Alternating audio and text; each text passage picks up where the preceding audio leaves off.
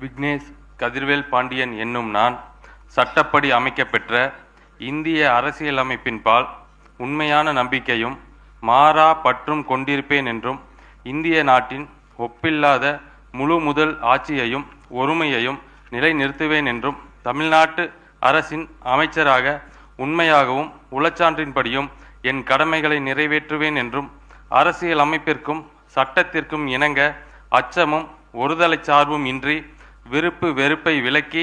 பலதரப்பட்ட மக்கள் அனைவருக்கும் நேர்மையானதை செய்வேன் என்றும் ஆண்டவன் மீது ஆணையிட்டு உறுதிமொழிகிறேன். நான் விக்னேஷ் கதிர்வேல் பாண்டியன் என்னும் நான்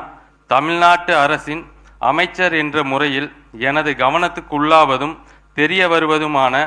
எந்த பொருளையும் அமைச்சரின் கடமைகளை உரியவாறு நிறைவேற்ற தேவையான அளவுக்கன்றி ஒருவரிடமோ பலரிடமோ நேர்முகமாகவோ மறைமுகமாகவோ அறிவிக்கவோ வெளிப்படுத்தவோ மாட்டேன் என்று ஆண்டவன் மீது ஆணையிட்டு உறுதிமொழிகிறேன்.